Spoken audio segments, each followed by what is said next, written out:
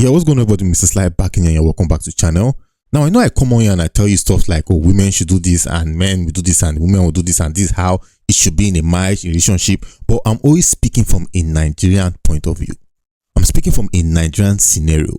But you have to understand that when you and your wife move overseas, the whole dynamics is going to change. Things are going to be different out there.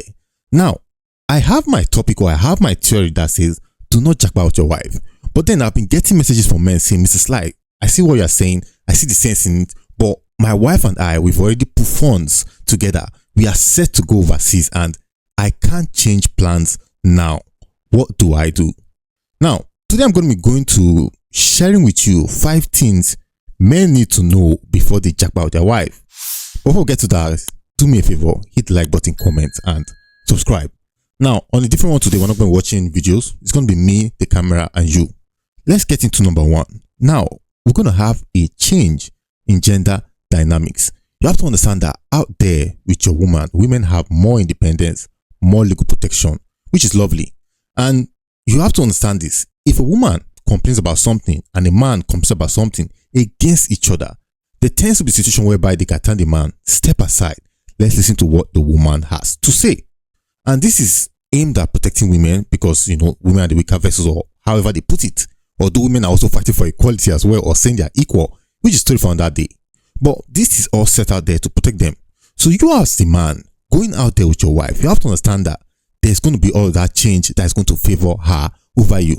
So what you do not want to do as a man is you do not want to annoy your wife. Me saying this now is going to sound funny to you, but it's the truth. You do not want to annoy your wife. You do not want to argue with your wife.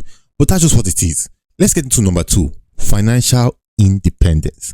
Now, at that point in time, women start earning their own money. When you guys move out there, she's definitely going to be working. She has to be working, unless say she's pregnant, or which I don't think you're going to do that.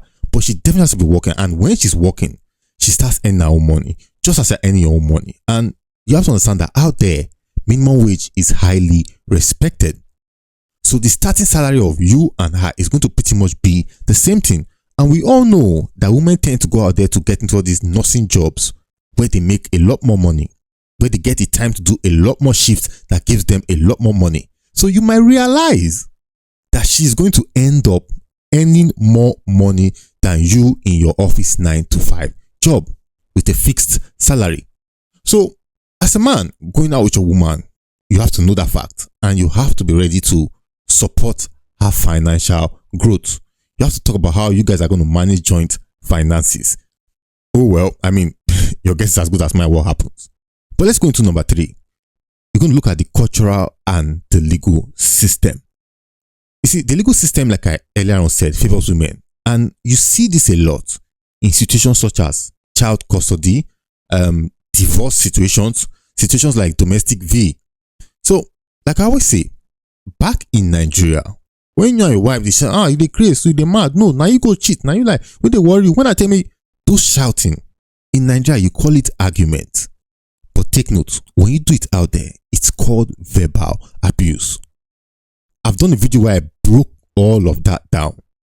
So you have to know that, Mr. Man, all those you're shouting, when they raise your voice, when they want to form the man of the house, the legal system is not going to tolerate that nonsense from you. Listen, I'm not saying it's nonsense when you want to try and say you are the man of the house, although shouting for me is a waste of time. That's why we don't be out here promoting marriage. But what I'm saying is, all those your talks of trying to act like now you be the boss, Baba, you guys drop them from Murtala Mohammed Airport before your flight takes off. So you have to avoid things that could be considered abusive in their whole system. Let's get into number 4, or close to the last one. It's societal pressure and isolation. Now, in Nigeria, we have this kind of communal system of living. You know, we have this kind of system where we all look out for each other, kind of, although we share each other, but we look out for each other, kind of. Okay, so that issue where, or that situation where your wife or you is going to have Mama Chinedu next door for her to go and gossip with, is not going to be available anymore.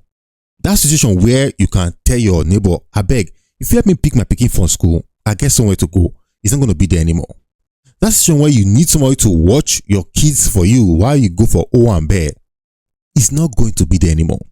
So you tend to notice this sort of societal pressure / isolation coming to the whole situation.